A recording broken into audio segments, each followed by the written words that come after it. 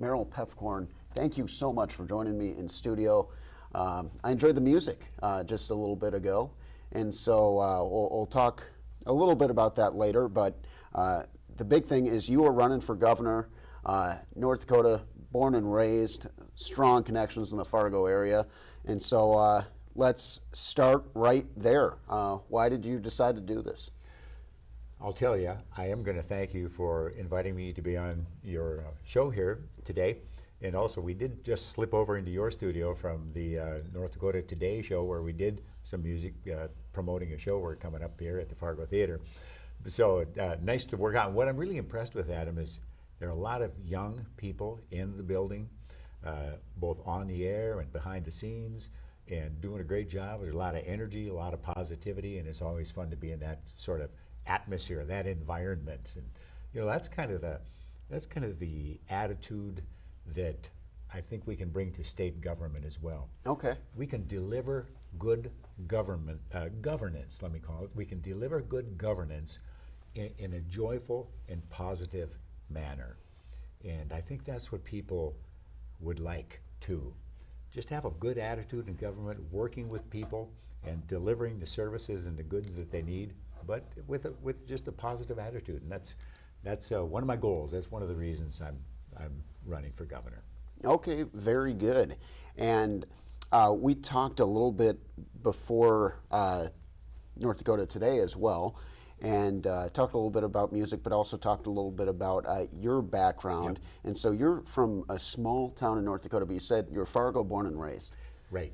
I was born and raised on a farm just 3 miles west and 3 miles south of Stanley, North Dakota, in Montreal County, out in the northwestern part of the state.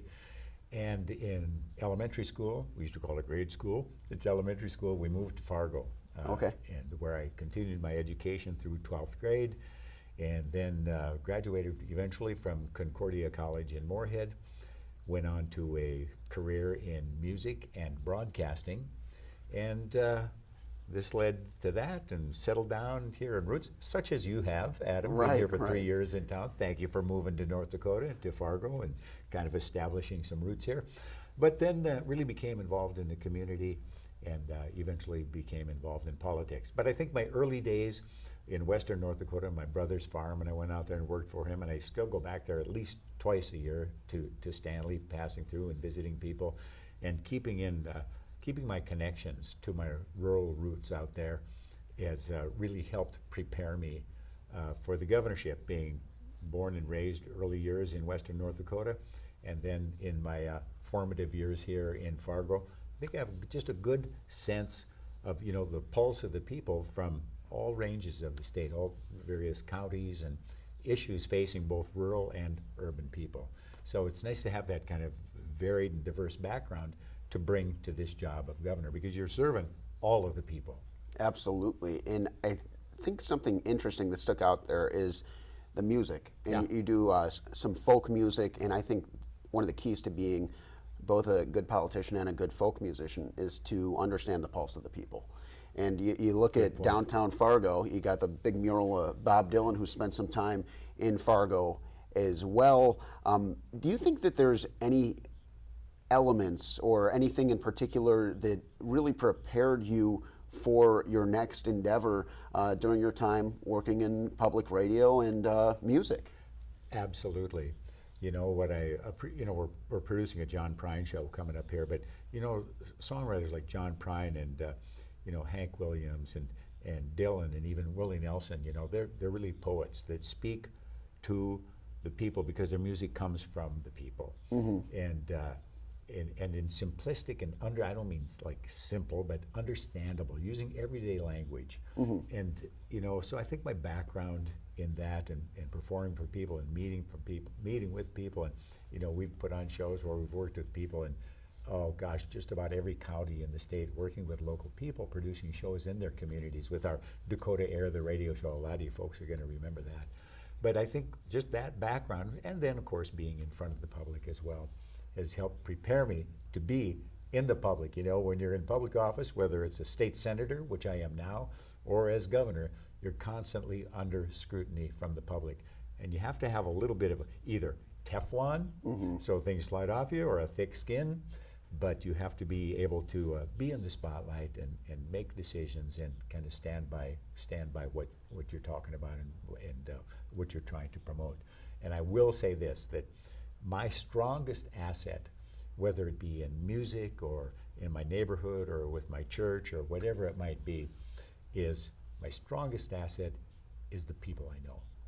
I run with a good crowd. And those are the folks, the everyday people of North Dakota that have helped me form my values and my direction in life.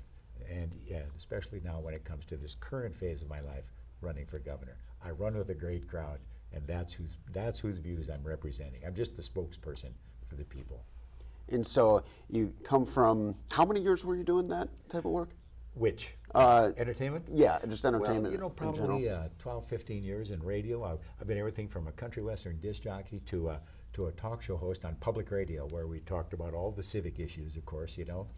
And then also, so there was the broadcasting part, and then the music part. I was full-time musician, 6 nights a week. That's how you considered it successful back in the 70s and 80s. If you had a 6-night-a-week band, basically a bar band, and you could stay employed, that was the goal. So about 12, 14 years doing that. Still part of my income stream, still produce musical shows and variety shows and perform music. But then, so that's been going on since 1974, Oh, basically. wow, okay. So between the music and the radio and some sales jobs in between here as well, that's how I've made my living and been serving part-time job in the state Senate since 2016. And yeah, so that's just kind of my professional background. Okay. Just a working a little stiff like everybody else out there, you know. Well, what inspired you to, because it's a pretty big transition Yeah. from going into the entertainment industry into getting into political service. Yeah, about 20 years ago, the city of Fargo, I guess the school district, they were looking at options for schools and what are we going to do with our school system. And one of the options was to close our local elementary school in North Fargo, Horace Mann Elementary. I call it on the near north side of Fargo. And a couple of my neighbors got me involved. They said, Merrill, come to this meeting. We have to do what we can to keep our school open, to keep our neighborhood vital, because we believe our neighborhood school is extremely important to the health of our neighborhood, to our community, to having young families in our neighborhood, as well as some senior citizens, a great mix of people in our neighborhood. So I got involved with that. We were successful in what I will just generalize and saying saving our neighborhood school, and that got me involved into public service, where eventually that led me to running for the state Senate in 2016, and just being involved from there on. So then having this 8 years of experience in the Senate and looking at the political landscape out there, thinking that, you know what, I think most North Dakotans want a change from the 30-year Republican dominance in state politics. And I think my being in a position of governor of North Dakota will add some balance, will add some transparency to government, and that's why I'm doing it, because the people of the state, well, people have encouraged me to do it, and we're ready to do it. Just jump in and let's balance things out a little bit here and keep things moving forward. So going back to 2016 Yeah. and then really even taking it to 2024, Yeah. you know, there has to be, I feel like a process where, how were you able to then, it's one thing to understand your own needs, Yeah. but understand the needs of the people and then find different ways to address them. What have you learned along the way, and then how do you look to carry out that knowledge that you've obtained into your service going forward? Well, it's a fantastic question. There's the certain things that are just important, I think, to the core of the well-being of our state. One of those things is public education. There are forces coming in from all sorts of different directions, kind of taking the focus off public education and focusing it on private education. Private education has an important place in our education system, whether it be K through 12 or private colleges. But I believe our state, well, I know our state we are directed by the Constitution to provide for a public education for our students.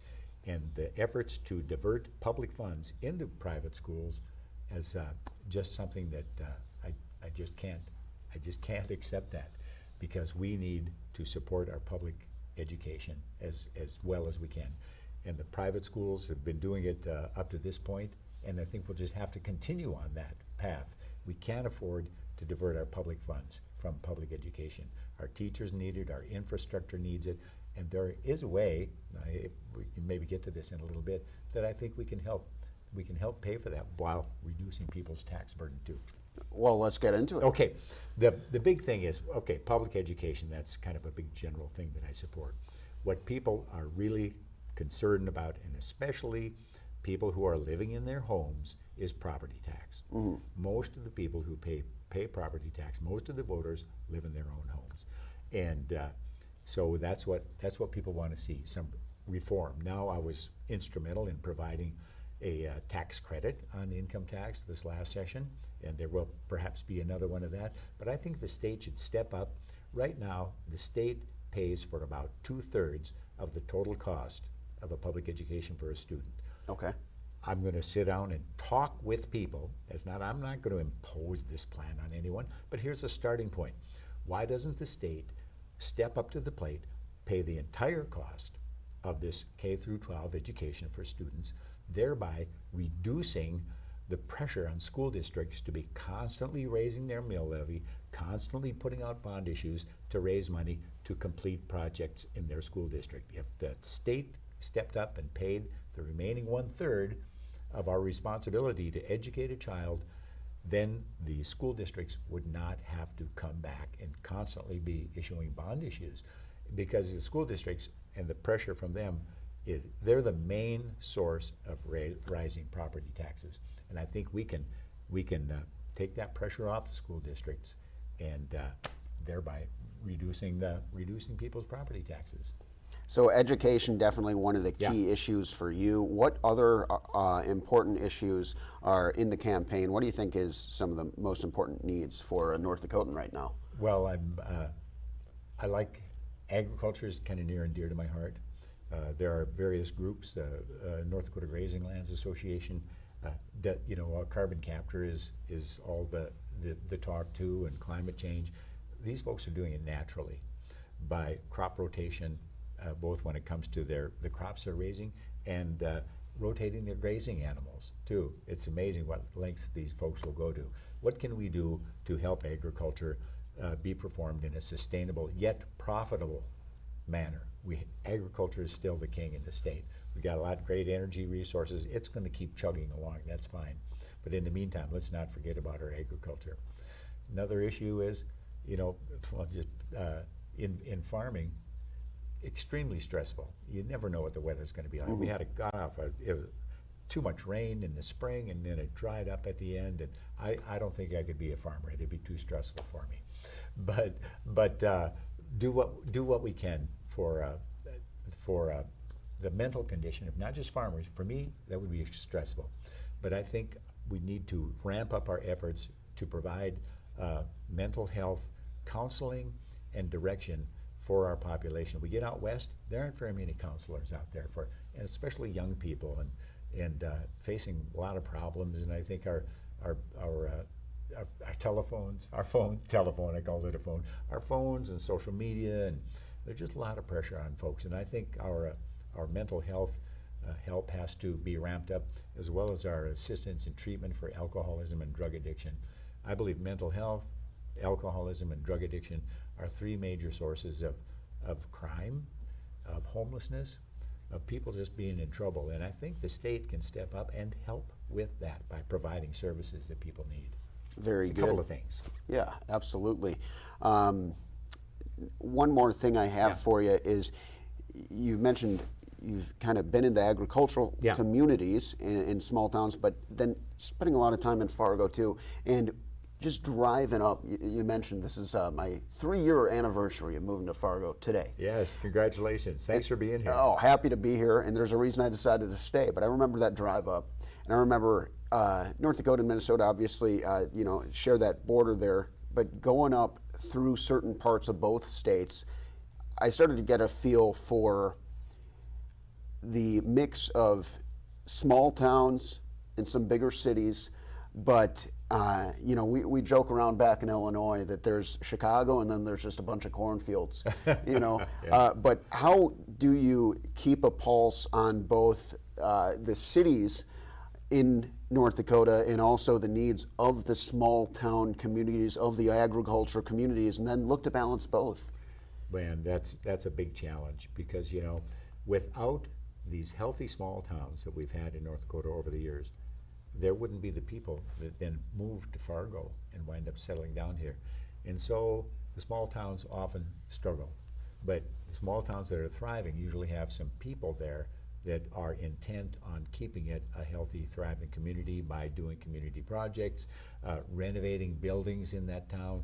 There's a town of Cheyenne, North Dakota, just north and west of Fargo a little bit here, that they just took it upon themselves to renovate 3 homes to get people to move to Cheyenne. So it takes a lot of personal just drive and ambition and vision to keep the small towns healthy as well. But then a lot of that depends on the economy too. So we have to promote small businesses.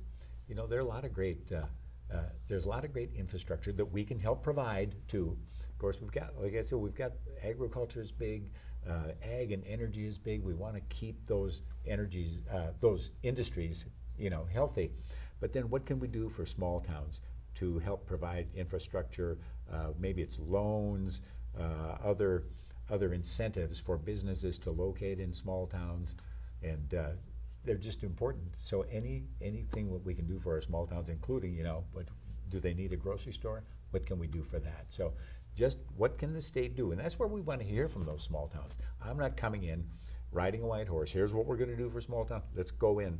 When we get into office, let's talk about it, and let's come up with some real tangible solutions to the problems that you're facing. I think it's working together is what we can do it, is how we can do these things.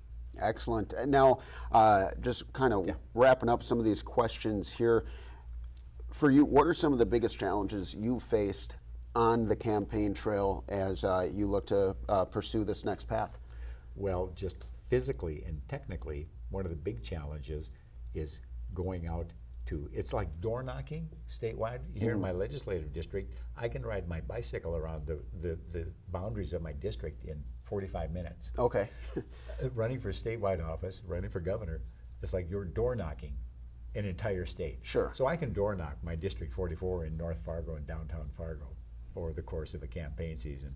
So when you're door knocking statewide, we took our bus out to Williston and Crosby and Bowman and Beach and Sentinel Butte out in western North Dakota and talk to as many people as we can. So that's one of the challenges, is talking to people statewide when there's several miles between towns and such. And then the real diversity of, you got out west where there's ag and beef and oil and the coal industry out in the Hazen, Beulah area. And so there are different concerns there. And then and everybody has some higher education institutions as well, which I want to support and keep. I think all of our colleges are extremely important, do what we can to keep them healthy. Then we get into the eastern part of the state, and there's more technology, more medicine, and just kind of a different, more economic opportunities out here.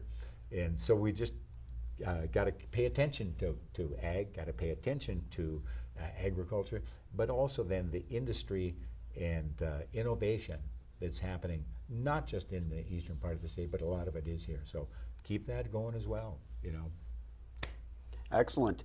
Now I want to wrap up with a little music. We're talking the break room. I was grabbing my coffee this morning. We were talking a little John Prine, talked a little Bob Dylan.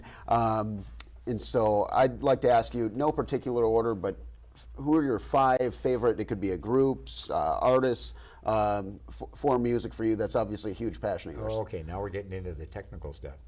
When it comes to rock and roll, my favorite band is, I got a couple of them, Led Zeppelin. Okay. Also the Allman Brothers Band. Okay. When we talk about classic country, we're kind of looking at Merle Haggard and maybe we go back into to Hank Snow and some of those old timers. But I think Willie Nelson, is a great American poet. Absolutely. And so that, looking at country music there. Then we'll talk about folk or Americana. Where, like I said, we've been talking about this John Prine concert coming up on November 3rd at the Fargo Theater. But John Prine, just a man who writes from the soul of America. Mm-hmm. So it's those lyricists that really, I think, that really tell the story of America. So there's a few of my favorites. Excellent, excellent. Merrill, thank you so much for joining. Is there anything else you'd like to add before we let you go? Well, I'll just say that, I'll get wind up politically here. I think, I'm running because a lot of people know me before my political career through my television statewide broadcast of our church service that just a regular Lutheran church service that people of all religions tune into it once a week, and I'm just involved in it just as a parishioner there. And from my radio work through Prairie Public and otherwise, and from my music and from traveling around the state and getting to know people. So I'm looking out there and going, well, okay, a lot of people know me. They know me more for who Merrill Piepkorn is than maybe my politics. But I've been in the state senate for 8 years, have that experience, and a lot of people pretty much know who I am, and they know where I'm headed, and they know what kind of people I surround myself with. So the North Dakota legislature has been so heavily dominated by Republicans. The last four governors in North Dakota have been millionaires, and my current opponent, Kelly Armstrong, he's another millionaire who wants to be governor of North Dakota. It doesn't say anywhere in our qualifications, what does it take to be the governor of North Dakota? Nowhere does it say you have to be a millionaire and to be in there for your own personal interests. So that's one of the reasons I'm running, to try to offer some balance. Having a Dem-NPL governor, Democratic Nonpartisan League, I could go on about the Nonpartisan League, we'll do that another day, but would help offer some of that balance and offer some of that transparency in some of the extremely important committees and organizations that the governor is involved with, including the Industrial Commission, which makes huge decisions regarding the energy industry, energy interests out in North Dakota. So it's to provide balance and transparency that I think people are really deserving. The current Republican majority feels like they're entitled to do kinda whatever they want, and they don't have to tell anybody about it because they've had such a supermajority about it. And I think people are ready for a change. They don't necessarily appreciate that, and we are offering that opportunity. We're offering that change. Now, I got to get that in there because we did have that in our little rundown before. Democratic Nonpartisan League, I think it's important to talk about. Yes. That's the Nonpartisan League is what attracted me to the North Dakota Dem-NPL, as it is commonly referred to. The Nonpartisan League was established back in the 19-teens. The Minneapolis banks were charging high interest rates. The railroad was charging high transportation rates. And the mill and elevators, all of this was based in Minneapolis corporations. The mill and elevator down there were paying low prices on our wheat. Back then it was mainly wheat, Durham wheat in particular, especially in northwestern North Dakota. They were conspiring, those three giant corporate interests were conspiring to drive these North Dakota farmers out of business, come in and scoop up the land at, say, a dime on the dollar. Those farmers organized, and then in order to fight back against this pressure, they established the North Dakota state-owned bank, which is still in existence, prospering. We wouldn't think of giving up that state-owned bank. We established our own mill and elevator. We established workmen's insurance. The NPL was prominent in promoting a woman's voice in politics and in life, as a matter of fact. So a lot of features that today we take for granted. That NPL was extremely instrumental in getting us going. So it's that fierce independence of those early North Dakota farmers that formed the Nonpartisan League that attracted me to this party. And currently, it is they merged several years ago. It's the Democratic Nonpartisan League Party, and proud to be part of it. Well, that's very interesting to learn some of that history in a there, nutshell. too. That's kind of very much the condensed version. That's what happened. I'm sure there's every story's got a longer version as well, but that was pretty good for just a few seconds. A little elevator pitch on the history of the 19-teens. Yeah, awesome. Thank you so much for joining me in studio. Yeah, thanks for being here from the big city of Chicago, and bring more of your young people up here. There are jobs around, and it's just good to be. We need young people up here, our own homegrown young people, and you come on in from wherever you are. We got plenty for you to do here in North Dakota. And if any of my friends watching back home in Chicago, you heard the man. Come on up. Good place to be. Let's go. Thank you so much. That's all for now on Valley News Now. And we hope you all have an excellent rest of your day. And have a good one.